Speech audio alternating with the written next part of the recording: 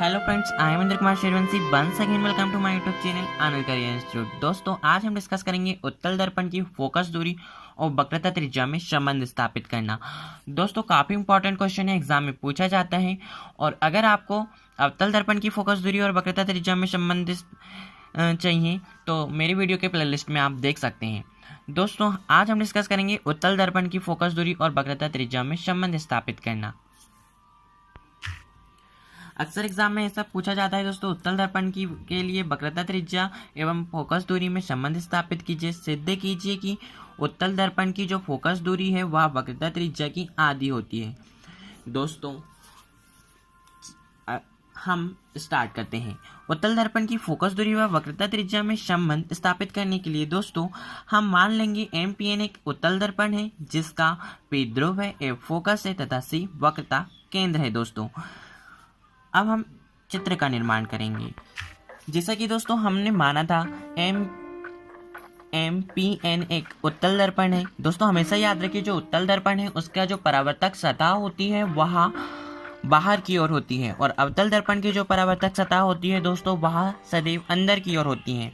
उत्तल दर्पण में पॉलिश अंदर की ओर होती है और अवतल दर्पण में पॉलिश बाहर की ओर होती है। दोस्तों, यहाँ पर देखिए आप, उत्तल दर्पण MPN का हमने निर्माण किया है जिसमें P ध्रुव है, A फोकस है और C वक्रता केंद्र है। दोस्तों, यहाँ पर AB एक आपतित किरण है। चूंकि दोस्तों मुख्य अक्ष के समांतर आपतित होने वाली प्रत्येक किरण परावर्तन के पश्चात फोकस से होकर गुजरती है, यह हमें मालूम है। अतः यहाँ पे AB जो आपतित किरण है वह परावर्तित होकर, चूंकि इसकी बाह्य सतह रिफ्लेक्ट होती है, BD दिशा में चली जाएंगी। अतः परावर्तित किरण जो होगी दोस्तों BD होगी। और अगर हम इसे आगे बढ़ाएं, क्योंकि प्रत्येक मुख्य अक्ष के समांतर आपतित होने वाली जो किरणें होती है दोस्तों वह परावर्तन के पश्चात फोकस से होकर गुजरती है। अतः अगर हम बढ़ाएं तो हम देखेंगे कि यह फोकस से होकर गुजर रही है, F से होकर गुजर रही है दोस्तों। और अगर हम एक अभिलंब का निर्माण करें CE तो हम देखेंगे यह जो रेखा है उससे हमें वक्रता केंद्र C भी प्राप्त हो जाएगा दोस्तों। और रेखा EC जो कि अभिलंब का काम कर रही है यहाँ पर, जिससे हमें आपतन कोण और परावर्तन कोण प्राप्त होंगे। इसलिए हमने दोस्तों यहाँ पे अभिलंब का निर्माण किया है। हमें यहाँ वक्रता केंद्र C प्राप्त हो गया है। यहाँ पर दोस्तों आपतन कोण I है ABE और कोण DBE is equal to R। यहाँ जो है परावर्तन कोण है। दोस्तों, हमने अब जो बिंदु D है उससे अभिलंब E पर एक लंब डाला जिससे हमें लंब DE प्राप्त हुआ। दोस्तों, हम इसे यहाँ पे ध्रुव, चूंकि प्रत्येक दूरियों को हम ध्रुव से मापते हैं, अतः ध्रुव से फोकस तक की दूरी स्मॉल f होती है, इसलिए हमने यहाँ स्मॉल f रख दिया है। और ध्रुव से वक्रता केंद्र तक की दूरी कैपिटल R से मापते हैं, इसलिए हमने यहाँ पे कैपिटल R कर दिया है। दोस्तों, अब हम यहाँ पे लगाएंगे प्रकाश के परावर्तन के नियम से, क्योंकि हमें दोस्तों प्रकाश का परावर्तन के नियम मालूम है। जो आपतन कोण का मान है वह सदैव परावर्तन कोण के मान के बराबर होता है दोस्तों। अतः हम यहाँ पर वही करेंगे। अगर दोस्तों आपका प्रकाश के परावर्तन का नियम क्लियर नहीं है, प्रकाश के परावर्तन का नियम नहीं मालूम है, प्रकाश का परावर्तन क्या है, अपवर्तन क्या है, यह क्लियर नहीं है, तो आप मेरे वीडियो के प्लेलिस्ट में जाकर देख सकते हैं।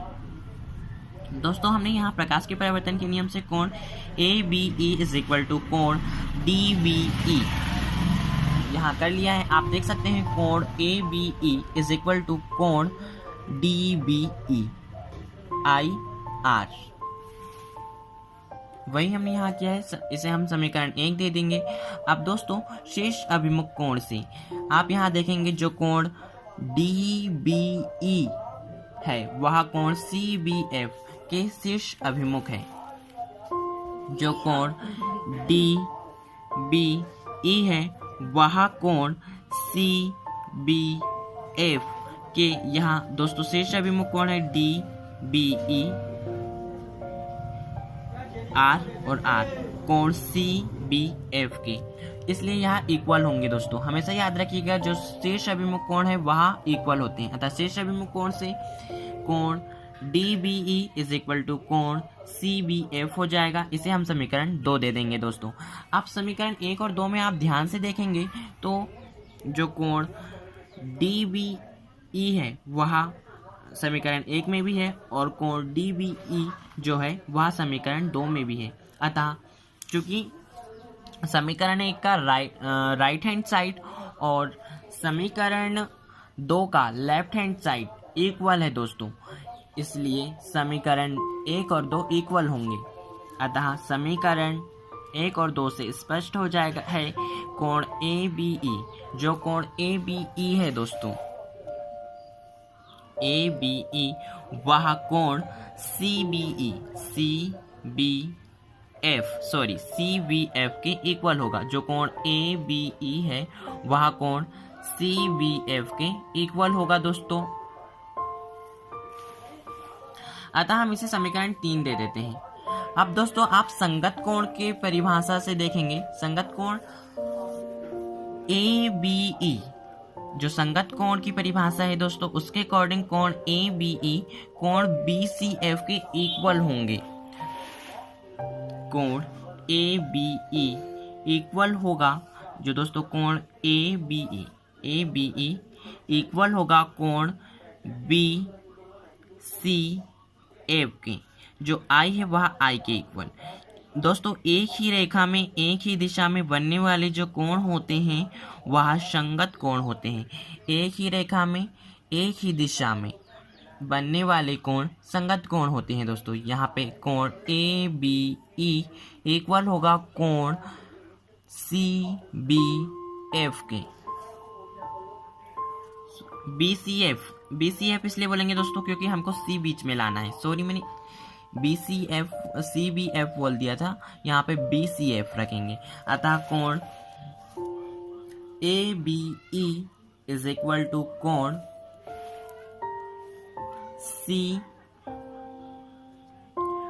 BCF हो जाएगा। इसे हम समीकरण 4 दे देंगे दोस्तों।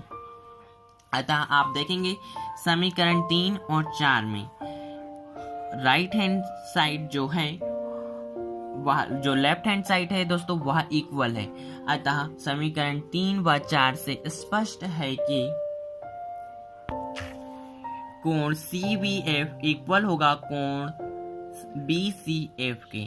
अतः दोस्तों हम इसे इस प्रकार से भी लिख सकते हैं CF is equal to BF, क्योंकि जो भुजा है चित्र में आप ध्यान से देख, जो कोण CF है, कोण CF इज इक्वल टू कोण BF,